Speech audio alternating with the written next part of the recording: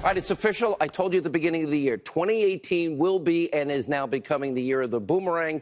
And our top story tonight, after months of ringing the alarm about the abuse of power within the FISA court system, well, the DOJ Inspector General has finally now announced plans to investigate alleged foreign intelligence surveillance abuses. We've been calling for this, of course, by the DOJ and the FBI. Now, we have been exposing how the unverified Clinton bought and paid for dossier filled with Russia and Russian government lies and propaganda and misinformation was used as evidence to extend a FISA warrant on a Trump campaign associate, Carter Page. We also showed you how circular reporting from Michael Isikoff and Yahoo News citing the phony dossier was intentionally used by the FBI as an attempt to strengthen their FISA abuse case against Page. Now, we have unearthed shocking conflicts of interest and extreme anti-Trump bias, sadly at the highest levels of the FBI and the DOJ, but we are finally one step closer to getting to the bottom line truth in what is the biggest abuse of power scandal in this history of this country. And, of course, we deserve to know the truth, and we are revealing the real and ever-present danger to have the powerful tools of intelligence in the deep state used against the American people. Now, I know this is slow, I know this is frustrating, but we are now finally making serious progress. And according to the DOJ Inspector General's statement, it says in part, quote, as part of this examination, the OIG also will review information that was known to the DOJ and the FBI at the time the applications were filed from or about an alleged FBI confidential source. This is interesting. Additionally, the OIG will review the DOJ and FBI's relationship and communications with the alleged source as they relate to the FISA court applications. In order for this investigation now to be successful, it must answer the following questions, and these are only a few of many. What did the FBI really know about the Steele dossier, and when did they know it? This is critical. What was the FBI's relationship with a foreign national by the name of Christopher Steele who used Russian sources? Was the FISA warrant against Carter Page politically motivated? And did political bias influence the FBI or DOJ during the Russia investigation? Now, my message tonight to the FBI and DOJ is turn over the 1.2 million documents that Congress has now subpoenaed, and it's time to appoint the special counsel because you cannot ever investigate yourself. And this brings us to our next breaking story. Congressional investigators from the Freedom Caucus, the only guys doing any work in Washington, they have now unearthed tonight even more texts between anti-Trump lovers Peter Strzok and Lisa Page. Remember, there are over 50,000 Strzok-Page texts. This is but a small sampling of what they believe could reveal damning new evidence that the FBI, the Obama White House, and the CIA, and the deep state, and the intel community were all working together in order to open up a politically motivated Trump-Russia collusion investigation. Now, let's explain why congressional investigators, think this is important. Now, according to one text message from Strzok to Lisa Page, August 2nd, 2016, Strzok makes a reference to the first interagency meeting discussing coordination between the FBI and the DOJ on the DNC hacking case. This is what Strzok writes, quote, thanks so much for having the discipline to wait another 24 hours to have the first meeting about the case with the DOJ. Now, these congressional investigators that we spoke to tonight, they believe this is evidence that the FBI and DOJ met to discuss the Russia election hacking investigation. And then get this, August 25th, 2016, there's Harry Reid. He's briefed by then CIA director, the guy that voted for the communists in the 70s. How did he ever become the CIA director? Anyway, with John Brennan about Russia's attempts to influence the election. And then 2 days after that meeting, Harry Reid sends a letter to then FBI Director James Comey, urging him to open an investigation into Donald Trump. He wrote at the time, the evidence of a direct connection between the Russian government on Donald Trump's presidential campaign continues to mount.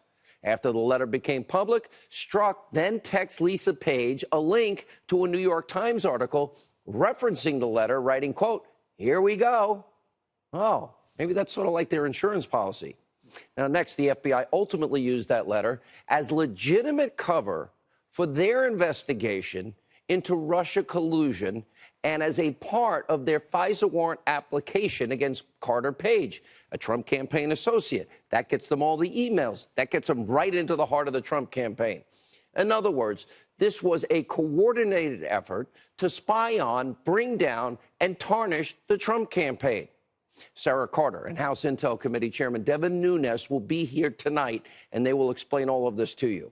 And while we continue to bring you information on the deep state forces that are working to take down the president, that work to make sure that President Trump never got elected, well, the FBI is stonewalling the American people and Congress when it comes to these requests for documents related to three important topics, including the department's investigation into Clinton's email server, information about potential FISA abuses, and the justification behind why Andrew McCabe was fired from the FBI. Now, the release of documents has been extraordinarily slow. As a matter of fact, it almost sounds like obstruction to me. It's so slow that the House Judiciary Committee Chairman, Bob Goodlatte, well, he was now forced to issue a subpoena. And the Washington Examiner's Byron York is reporting the Attorney General, Jeff Sessions, is absolutely livid and apoplectic with the FBI Director, Christopher Wray, and his slow compliance with these important requests. Give us these documents. Now, in response, as we reported last night, Director Wray has now promised to double the amount of staff working on releasing the documents, and he's going to double up their shifts. But is this too little, too late? Should a contempt of court order be issued if the FBI does not comply with Goodlatte's subpoena? All right, that's an important question. Now we turn our attention to another top story we're following. The media erupted into a frenzy today, absolutely goes nuts over a story in the New York Times speculating that, quote, Trump's lawyer raised the prospect of pardons for General Flynn and Paul Manafort. One little itsy-bitsy teeny-weeny little problem with the story. It's fake news. And we know because one of Trump's lawyers, Ty Cobb, put out a statement. It reads, I have only been asked about pardons by the press and have routinely responded on the record. No pardons are under discussion or under consideration at the White House. Oh, fake news. Ty Cobb couldn't have been more clear. But that does not stop the corrupt mainstream media from obsessing over the story during today's White House briefing. We have the evidence. Take a look. Are pardons on the table for anyone involved in the Russia probe? Look, I would refer you back to the statement from Ty Cobb in the report that you're asking about. Can you say unequivocally that no one here has discussed pardons in this case? I can say that Ty Cobb is the person that would be most directly involved in this. I'm wondering if the president believes he has the right to use the power of his office, the power to pardon, to protect them from what he might see as unfair punishment down the road. Does he believe he has that right? Look, I would refer you back to Ty Cobb's statement. Has he considered, is he considering, would he consider pardoning Paul Manafort, Michael Flynn, or Rick Gates? As I said, an on-record statement from the president's attorney here at the White House on these matters has said there's no discussion or consideration of this. Did the president direct John Dowd to talk to the attorneys of Paul Manafort and Michael Flynn about potential pardons? I'm not aware of any conversations of that nature at all. So while everyone in the press corps today appeared to be on the same page over this, of course, bogus New York Times fake news story, one of the fake news reporters didn't quite get the memo. And, of course, he works for fake news, CNN, Jim Acosta. He was preoccupied still with Stormy. Take a look. Thanks so much, guys. Have a great rest of the week. The president going to speak on Stormy Daniels. Why has he not spoken on Stormy Daniels, Sarah? No, of course, it's not surprising, coming from fake news CNN, led by the very soon-to-be scandal-plagued king of porn, Jeff Zucker. And by the way, yeah, we know. And today we also learned that creepy Anderson Cooper, you know, the Jerry Springer wannabe, he's now going to be hosting a town hall next month with Jim Comey. That's right, Jim Comey's big audition to become the next paid liberal talking head at fake news or MSNBC conspiracy theory news. Well, he's sitting down for a town hall with CNN's version of Springer. Hey, James Comey, I've already told you, you can divulge your deepest, darkest secrets to me, I guess, creepy Anderson Cooper. It's your choice. Now, these are some of the questions, by the way, Cooper's was asking. In other words, Jerry Springer, Jr. asking Stormy Daniels and Karen McDougal. Well, check out the creep factor.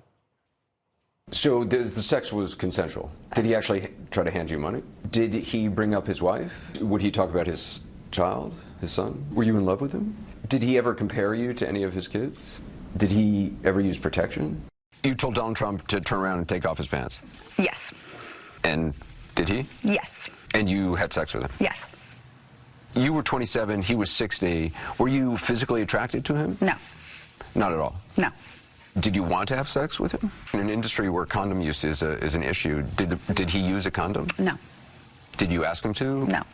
After you had sex, what happened? Physically, you've seen him in ways that other people haven't. Correct. And if need be, I could describe that. His private parts. And all we have to say, Jim Comey, good luck. And by the way, giving the upcoming investigation by the DOJ's Inspector General that we learned about today on potential FISA abuses, you may, Jim, want to rethink that book and that book tour. James Comey, remember, in this country, you do have the right to remain silent. Now, with that said, you're still welcome on this program, Mr. Comey. As I've said repeatedly, we'll give you the entire hour. This is the highest rated hour in cable news. I'll also give you 3 hours on my radio show on 570 plus stations all over America. It's time to give the American people the answers they deserve. Why do you continue to duck us? I'm beginning to take this personally.